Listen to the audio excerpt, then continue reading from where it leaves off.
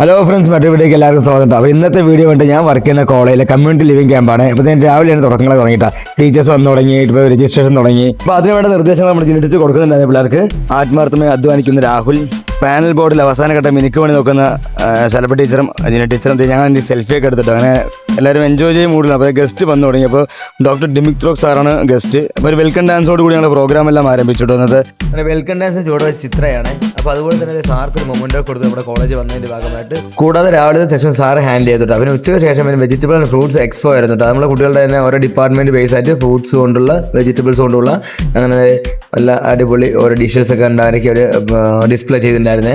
ഓരോ ഡിപ്പാർട്ട്മെൻറ്റും അവർ കഴിവിൻ്റെ പരമാവധി മാക്സിമം ഭംഗിയാക്കാൻ അവർ ശ്രമിച്ചിട്ടുണ്ട് കേട്ടോ. അത് നമുക്ക് വ്യക്തമായി കാണാൻ പറ്റും. ഒരുപാട് ഹാർഡ് വർക്ക് ചെയ്ത് നമുക്ക് അറിയാൻ പറ്റും. കാരണം അവർ വെറൈറ്റീസ് ഒരുപാട് കൊണ്ടുവന്നിട്ടുണ്ട്. അതുപോലെ ജ്യൂസസ് ഉണ്ടാക്കിയിട്ട് അതുപോലെ അഞ്ജലിയും മറ്റു ഈ സമയത്ത് സ്റ്റാഫ് റൂമിൽ ടീച്ചേഴ്സ് എല്ലാം ഭയങ്കര ചർച്ചയിലായിരുന്നു. 5 ഡിപ്പാർട്ട്മെൻറ്റിലും ഞാൻ ഓരോ ക്ലാസ്സിലും കയറി ഇറങ്ങിയപ്പോഴത്തേക്കും ഒരുപാട് വ്യത്യസ്തമായ കുറേ അനുഭവങ്ങൾ ഉണ്ടായിട്ടോ. പിന്നെ കുറേ ടേസ്റ്റ് ചെയ്യാനും പറ്റി.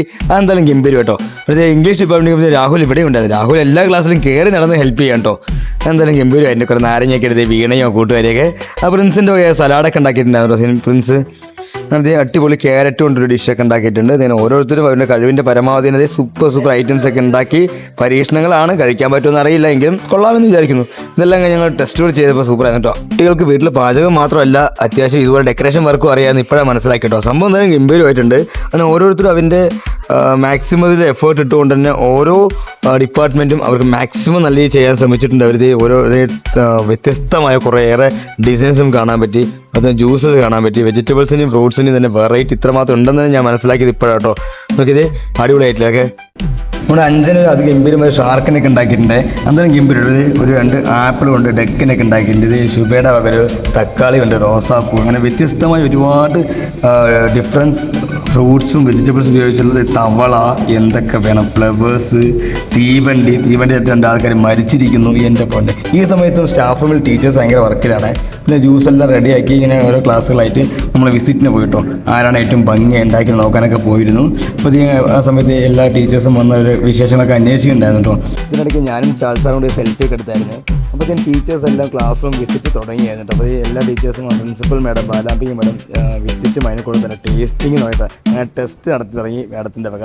അങ്ങനെ എല്ലാ ക്ലാസ്സിലും കയറി ടീച്ചർ അങ്ങനെ വേണ്ട വിവരങ്ങളെല്ലാം എടുത്ത് ടീച്ചർ ടേസ്റ്റൊക്കെ നോക്കണ്ടായിരുന്നു. എല്ലാവരെയും അപ്രീഷിയേറ്റ് ചെയ്യാനും ടീച്ചർ മറന്നല്ല. അപ്പോൾ എല്ലാവർക്കും വേണ്ട നിർദ്ദേശങ്ങൾ പോലെ തന്നെ എല്ലാവരും ഭംഗിയായിരുന്നു ടീച്ചർ പറയുകയും ചെയ്തു കേട്ടോ. ആ കൂട്ടത്തിൽ ഓരോ ക്ലാസ്സിലും കയറി ജ്യൂസിൻ്റെ വെറൈറ്റീസ് ആണ് തരും. സോഷ്യൽ സയൻസ് ആണ് ഏറ്റവും കൂടുതൽ ജ്യൂസ് വെറൈറ്റി അവർ ഉണ്ടാക്കിയിട്ട്. ഏതായാലും 15ഓളം വെറൈറ്റി അവർ ഒരുക്കിയിട്ടുണ്ടായിരുന്നേ.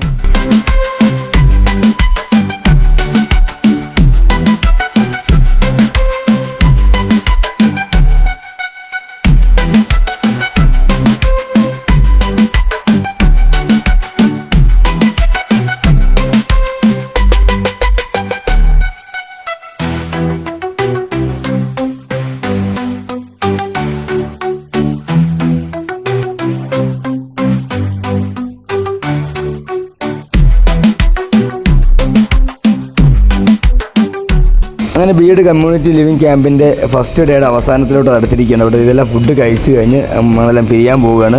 അതുകൊണ്ട് വൈകുന്നേരത്തോടുകൂടി ഞങ്ങൾ ഇന്നത്തെ വൈൻഡപ്പ് ചെയ്യണം. അപ്പോൾ നാളെ മുതൽ ഇവിടെ കുട്ടികൾ സ്റ്റേ ആണ് കേട്ടോ. അപ്പോൾ ഇതിൻ്റെ ഫുൾ വീഡിയോ കാണാൻ മറക്കണ്ട. നാളെ മുതൽ കുട്ടികൾ സ്റ്റേ ആണ്, 2 ദിവസം ഇവിടെ സ്റ്റേ ആണ്. അപ്പോൾ എല്ലാവരും നേരെ തിരിച്ച് വീട്ടിലോട്ട് പോവുകയാണ്. Okay, bye, see U.